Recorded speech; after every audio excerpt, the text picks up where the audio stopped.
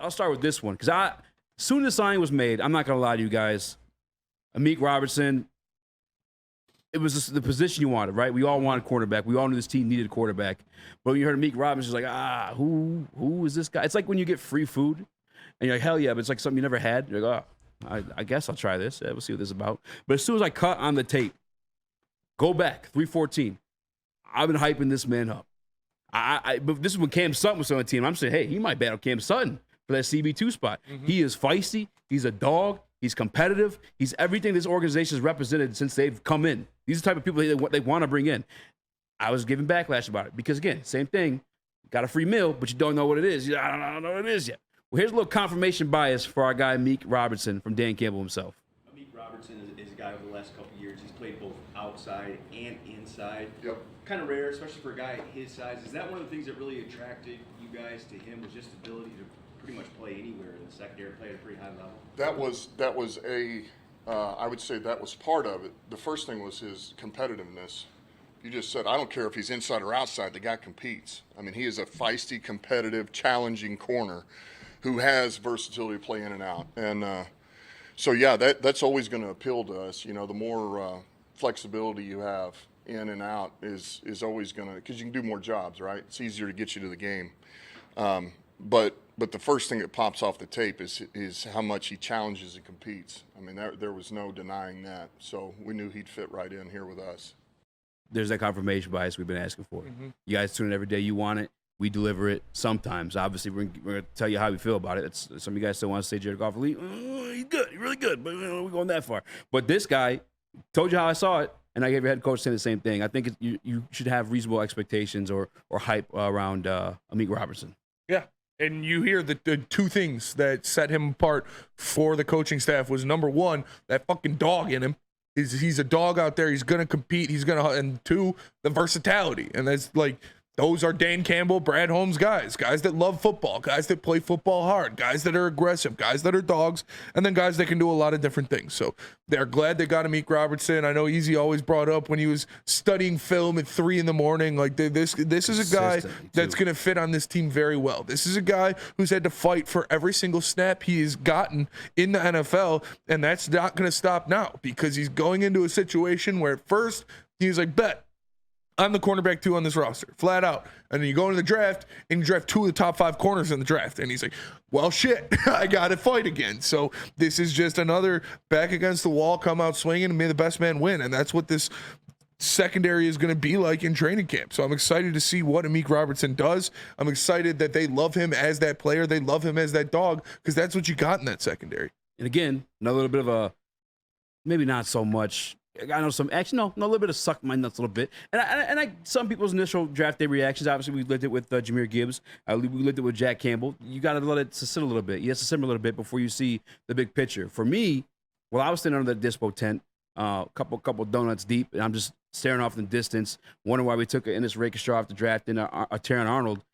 And then I thought back to that Amik Robertson. I thought back to that Carlton Davis. And do you have the clip from the show or from that? Yeah, from that day. From the draft party? Oh, from the draft party? Did you guys send it to me? I sent that on Twitter. It's on heavyweights, I believe. Okay, I'll find it. I'll get it for you. Regardless, if you don't have it, it's not a big deal. We could split the Dan Campbell one. I had all Nick. You were actually sitting right next to me during that clip, where I'm just like, yeah, listen. I've been getting notifications for the last 2 months on it. That thing did well. Carlton Davis, right, guy who won a Super Bowl as CB1 with the Tampa Bay Buccaneers, traded, dismissed. Your service is no longer needed. Hungry. He's got something to prove. Amik Robertson played a little bit of nickel. Played a little bit outside. Now he gets a big contract, the second contract. He's thinking he's going to start the outside cornerback, maybe even the cornerback for the Detroit Lions. They traded for Carlton Davis. I don't care. I still want to come. All right, we'll sign you up. Now we draft Terran Arnold. Up 3 a.m., watching film. Dog, got something to prove. Terran Arnold, slipping in the draft. He was supposed to be a top 10 pick. I got your cut. You guys cut? Yeah, Here sure. it is. Yo. You sound like you about to drop some fire. Brad Holmes is an evil genius. They're starving dogs. You put them all in the same kennel. That's what he's doing in that cornerback room. It's hungrier than ever. Both the guys we got in the draft fell. Let's be real. Like Ennis Rakestraw and Terran Arnold fell. No one thought they would get taken where they were taken. They're hungry, upset, disrespected. Amik Robinson, yo, you just paid me money. And now you go draft back-to-back corners? I'm upset. I'm hungry. Okay, you got Emmanuel Mosley, 2 torn ACLs. Yeah. Coming back, wasn't he in the NFC Conference Championship game with the 49ers before coming to us? I believe so. Yeah. 2021, yeah.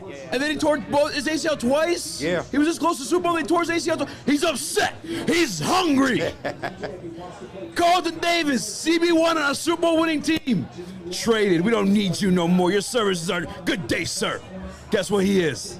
Upset and hungry. They're going to be in that locker room, dog. I'm going to training camp.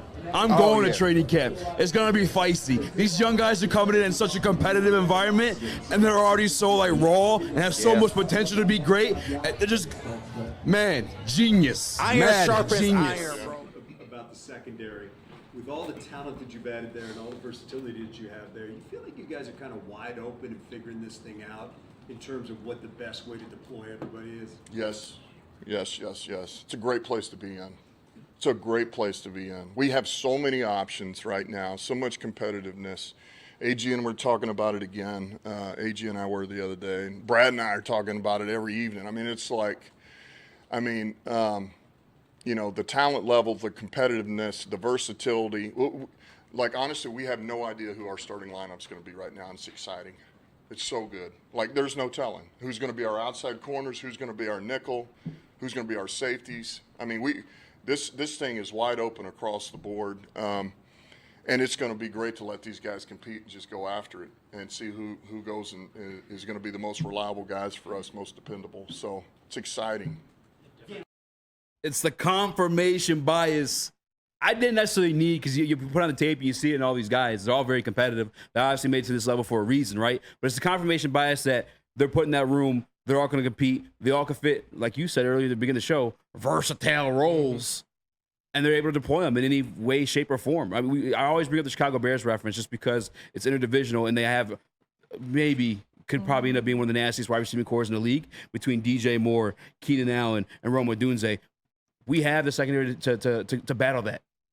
I've been talking about it like the past year. I don't think it's just one wide receiver that does it for these teams. I think it's wide receiving platoons. We have the platoon to defend that in the cornerback room officially now. And just to hear the coach reaffirm that, brother, it's got me going. Yeah, you put a bunch of starved dogs in a room and the strongest ones are going to come out survived. And like when you have all of these guys you're throwing to the wolves in training camp that all have chips on their shoulders, that are all trying to make a name for themselves or confirm the name they already have, they are going to be battling in camp. It's iron on iron. It is fire with fire. It is to bring the best out of these guys, and you love to see it. Like, this is so awesome for the Lions camp. We talked about it last year, but this year is even more on a different level with the young dogs you brought in.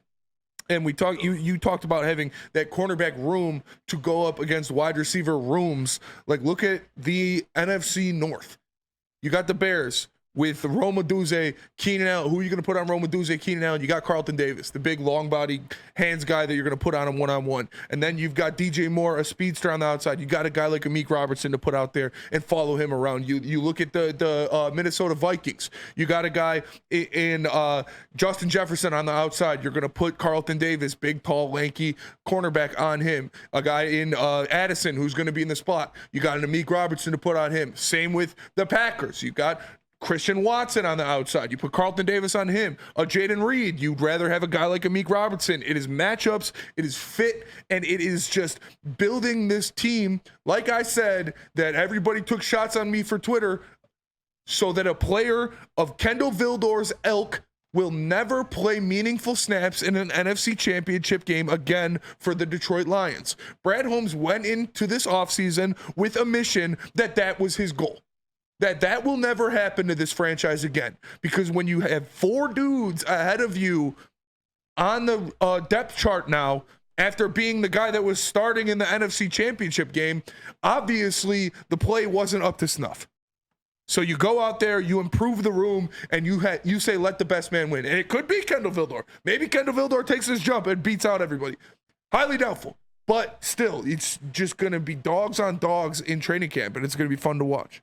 I don't hate Kendall Vildor the same elk that you do, but yeah. I mean, for that guy, I don't hate him. He's just not good enough to be that guy in the NFC Championship game. flat out. And Brad Holmes knows that. That's why you got 4 players to put ahead of him. For sure. And now you have him as a depth piece, right? A guy that at one point helped got you there in Kendall Vildor. Now, is again, that's what he said, your 3rd, 4th reserve guy. Break glass case of emergency, Nick. Yeah, the 3 words Dan Campbell said about Amik Robertson: compete, feisty, versatility.